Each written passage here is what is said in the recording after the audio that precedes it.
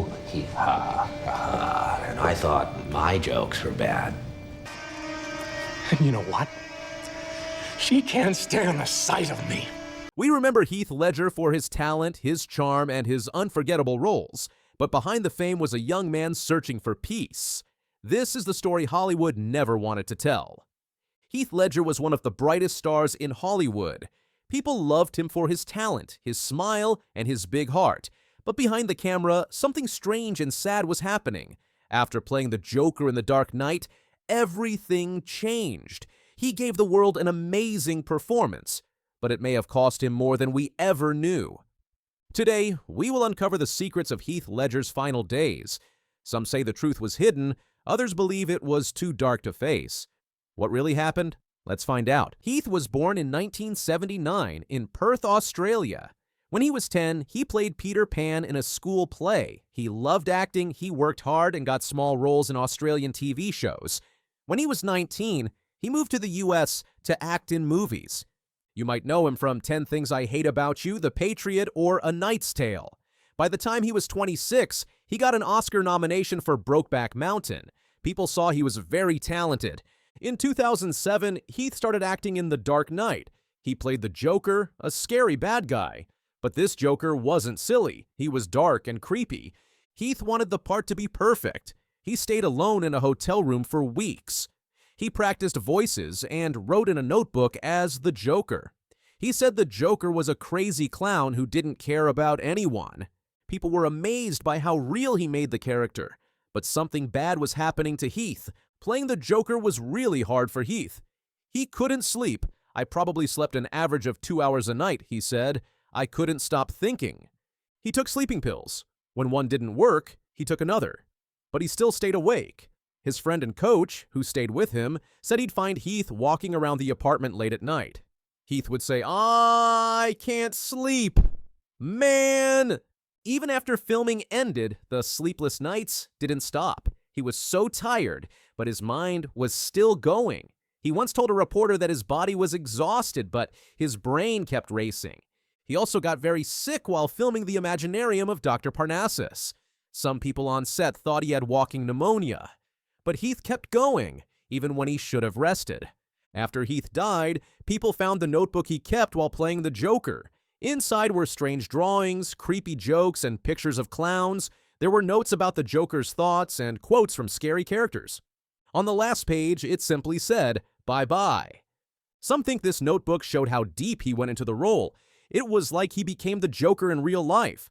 Others believe it was a quiet way of saying goodbye, a final message from a man who was hurting inside. On January 22nd, 2008, Heath died in his apartment in New York City. He was only 28. People all over the world were shocked. That morning, his housekeeper thought he was sleeping, but when a massage therapist came and couldn't wake him, they found him on the floor.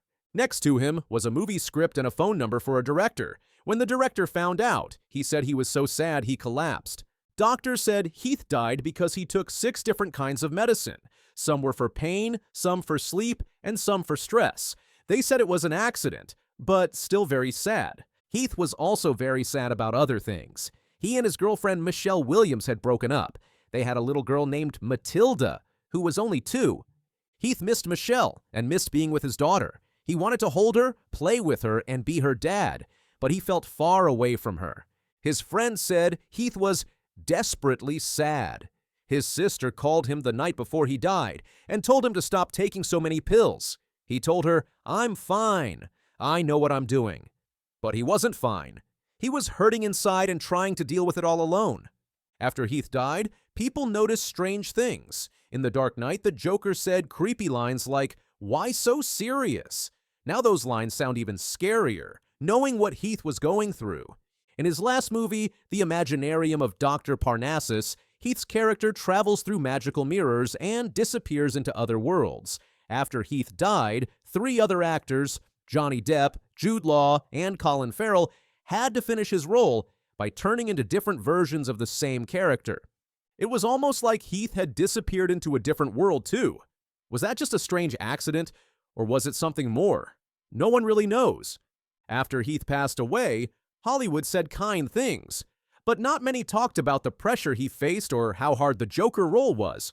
Some people think Hollywood didn't want to talk about the dangers of mixing medicine or how much stress actors go through. Heath's dad later said it was totally his fault. That was hard for him to say, but he wanted people to know the truth. Even though Heath is gone, people still talk about him. His Joker is called one of the best performances ever. He even won an Oscar after he died. Heath showed that acting is more than pretending. It takes heart, hard work, and sometimes pain. He gave it everything, and people will always remember him. Heath's story is very sad, but it also teaches us something. Even happy-looking people can be hurting inside. Even strong people need help. If you're feeling tired or sad, don't stay quiet. Talk to someone. Heath tried to handle it all by himself, but he needed more help than he got. We should take care of each other and ourselves. What really happened to Heath Ledger? Was it the role, the pressure, the medicine, or all of it? We might never know the full truth, but we know this. Heath gave the world a gift, a powerful performance, a memory that will never fade. Sometimes behind big smiles, there is pain, and sometimes people who give the most need the most help. Hollywood may not have wanted this story to come out, but now you know. And you won't forget. Subscribe now before this video disappears like the truth once did. Amanda again! Now I really want to make sure you see every moment of my new show premiering tonight in the all-new Snick. So I'm going to clean your TV screen with my toothbrush. The Amanda Show, tonight in the big new Snick. I was never open about this before, but I actually had blepharoplasty surgery on the skin folds in the corners of my eyes. She made us laugh, but no one saw her pain, the untold story of Amanda Bynes. Amanda Bynes. To millions, she was the bubbly, hilarious teen star who made us laugh on Nickelodeon. From all that to The Amanda Show, she lit up screens across the country with her charm, comedic timing, and undeniable talent. But behind the laughs, fame, and red carpet smiles, Amanda was quietly falling apart. This is the story of a child star who had it all: fame, fortune, adoration, and lost it just as quickly. A tragic journey through mental illness, addiction, and the dark side of Hollywood. This is the heartbreaking truth of Amanda Bynes. She was born Amanda Laura Bynes on April 3, 1986 in Thousand Oaks, California. The youngest of 3 children, Amanda showed early signs of star power. By the age of 7, she was already performing in commercials and local stage productions. But everything changed when she landed a spot on Nickelodeon's All That in 1996. At just 10 years old, she was already a standout. Her sketch comedy skills and infectious energy made her a fan favorite. Soon after, she was given her own show, The Amanda Show, which became a staple of early 2000s childhoods. Audiences adored her. She wasn't just acting, she was the comedy.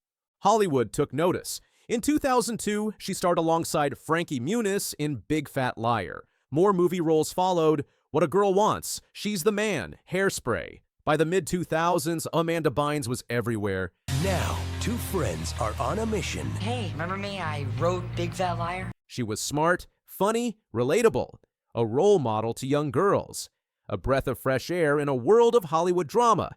But beneath the surface, Amanda was struggling. As Amanda transitioned from teen star to adult actress, the pressure mounted. By 2007, she seemed to be on top of the world, starring in Hairspray with John Travolta, Zac Efron, and Michelle Pfeiffer. The film was a box office hit. Amanda's performance was praised. But behind the scenes, she was beginning to feel lost. The industry had changed. Roles weren't coming in like they used to. Amanda was growing up, but the world still saw her as the funny girl from Nickelodeon. Typecasting, perfectionism, and the grind of Hollywood were wearing her down. Privately, she was becoming more withdrawn. Former colleagues described her as increasingly isolated and haunted by the pressure to be perfect. In 2010, at just 24 years old, Amanda tweeted something that shocked fans. "I've retired from acting." She shared, "Being an actress isn't as fun as it may seem. If I don't love something anymore, I stop doing it. I don't love acting anymore, so I've stopped doing it. I know 24 is a young age to retire, but you heard it here first." No one saw it coming. It felt sudden, but for Amanda, it was the culmination of years of exhaustion, identity struggles, and an industry that often values profit over people. She would later admit she was unhappy with how she looked on screen. She hated her performances in certain films. She didn't feel good enough. She once said in an interview, "I literally couldn't stand to see myself. It made me want to stop everything." And that's when things started to spiral. What followed was a public unraveling that saddened fans around the world. In 2012, Amanda Bynes was arrested for a DUI in West Hollywood. Months later, she was charged with 2 hit-and-run incidents. By 2013, she was making headlines not for her acting, but for increasingly erratic behavior. You all remember back in early April when Amanda Bynes was arrested in West Hollywood for a DUI after sideswiping a car, right? Well, yesterday she was officially charged. She tweets, "I can't help but laugh at all of you writing fake stories about me. I was not in any hit and run. I don't drink, so DUI is fake." She infamously tweeted about wanting rapper Drake to murder her lady parts. She shaved part of her head. She was seen talking to herself, behaving strangely, and isolating from friends and family. "I wasn't being insincere. I was saying murder my vagina lady parts," Bynes told Madison. "I was being serious, but I was also on drugs." In July 2013, Amanda was hospitalized after allegedly starting a small fire in a stranger's driveway. That incident was the final alarm bell. She was placed on a psychiatric hold. Doctors diagnosed her with bipolar disorder and schizophrenia symptoms. Her parents were granted a conservatorship, taking control of her finances and medical decisions. Suddenly, Amanda Bynes wasn't a starlet anymore. She was a headline, a cautionary tale. Behind closed doors, Amanda was living a very different life from the one we remembered. Friends who tried to reach her were often turned away or left in silence. One anonymous source close to the family said, "We knew something was wrong, but she was impossible to reach. It was like she was trapped in her own world." From 2013 onward, Amanda largely disappeared from the public eye. She was under her parents' conservatorship for nearly 9 years. During this time, she sought treatment, enrolled in the Fashion Institute of Design and Merchandising, FIDM, and tried to reclaim a sense of normalcy. There were moments of hope. In 2018, Amanda gave a rare interview with Paper magazine.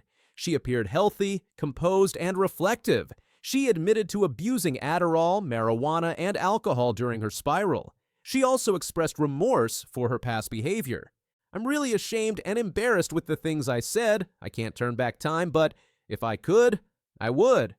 Fans were hopeful. Maybe, just maybe, Amanda Bynes was on the path to healing. But recovery is never linear. In 2022, Amanda filed to end her conservatorship. She had been sober for several years and had completed her studies. Her petition was granted. For the first time in nearly a decade, Amanda was free. But freedom came with challenges. In March 2023, Amanda was found wandering the streets of Los Angeles without clothes, flagging down a car and calling 911 herself. She told authorities she was coming down from a psychotic episode. She was placed on another psychiatric hold. It was a stark reminder the battle wasn't over. Mental illness is not a simple fix. Fame, fortune, education. None of it guarantees peace. Amanda's story became a symbol of the harsh reality so many child stars face. The pressures of fame at a young age, the lack of privacy, the overwhelming expectations, and the difficulty of finding yourself when the world refuses to let you grow. Amanda Bynes may no longer be in Hollywood, but she's still remembered. She's remembered as the girl who made us laugh with Ask Ashley, as the teen who could outfunny anyone on a movie set, as the young woman who fought silently behind the scenes for her health, her voice, her freedom. Her story is heartbreaking, but it's also deeply human. It's a story about the high cost of fame, the importance of mental health, the struggle for identity in a world that wants to define you. Amanda's legacy isn't just her performances, it's her resilience. Despite the darkest chapters, she continues to fight, and that, in itself, is powerful. Amanda Bynes gave a generation laughter, joy, and unforgettable memories, and though her path has been painful, it reminds us of something vital. Behind every spotlight is a person, and every person deserves compassion. We hope Amanda finds peace, healing, and love far beyond the cameras. Subscribe for more celebrity stories, untold truths, and powerful legacies from Hollywood's brightest stars.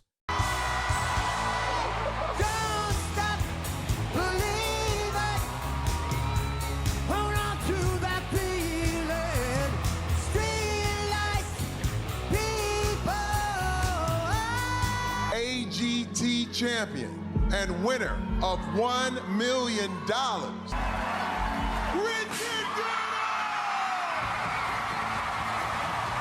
What if the man sweeping your school hallway had a voice powerful enough to shake the world? What if fame knocked on his door and he just smiled, waved, and went back to work?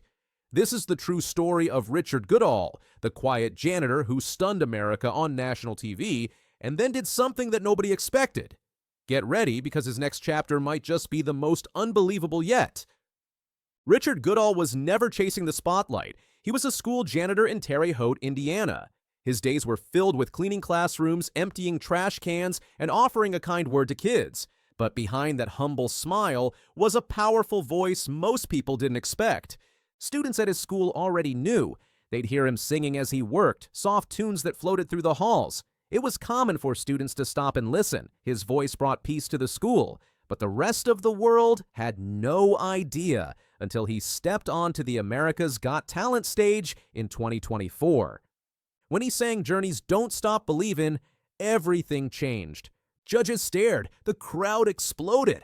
Simon Cowell looked amazed, and then, boom, the golden buzzer. Richard was going straight to the live shows. That moment launched him into the spotlight. But what followed was even more magical. Richard sang in round after round, songs filled with emotion, truth, and heart. There were wild acts that season. A dog act named Ronnie Sagi that made tails wag, a high-energy drone group called Sky Elements that lit up the sky. But Richard, he just stood there holding the mic with both hands, eyes closed, pouring his heart out. His performances felt like warm memories, like a hug through the screen. People felt like he was singing just for them. His voice wasn't just strong, it was familiar, like an old friend. And in the summer of 2024, America voted. Richard Goodall won Season 19 of America's Got Talent. Most AGT winners disappear into the world of stardom. They sign contracts, tour cities, appear on magazine covers. Richard, he chose something different. In January 2025, he appeared on the Tell Us About Yourself podcast with Chris Carrion. Listeners couldn't believe what he said. He was still working as a school janitor. That's right, the same job, same school, same town. As Richard said, never at any point did I ever have any aspirations to perform. I mean, I've always wanted to perform, but it's never been a drive of me to be famous or be noticed. It's more of a music and people thing than a, hey, here I am, notice me type thin. He added about staying at his job. It's something he couldn't see himself not doing at the end of the day. What shocked fans the most was that he had the opportunity to walk away. But he didn't. He returned to his mop, his keys, his hallway, and to the students who never saw him as just a janitor but as someone special. He sings to connect, not to shine. To him, music is like a photograph. Each song is a time capsule. It can take someone back to a moment they forgot, a first dance, a lost friend, a happy day. That's what music means to Richard. Not the money, not the spotlight, just people and memories. He wants each note to matter, each lyric to touch someone's life. Even while working full-time, Richard is slowly building a music career. He performs at local venues and small gigs. He's been invited to sing at community centers, charity events, and even some high-profile functions. Like, he doesn't have an album yet, but more and more people are noticing him. His fan base is growing. Some people are even calling for him to go on tour. He's met with producers and fellow musicians. He's recording new material. But true to his nature, he's doing it on his own terms. No rush, no pressure, just the love of the craft. Still, Richard won't rush. If it's something that you love and you're passionate about, you have to make time. Each song that I sing is a time capsule into people's lives. It takes you back to a certain point in time. That's what all of this is about, he said. And that's exactly what he's doing.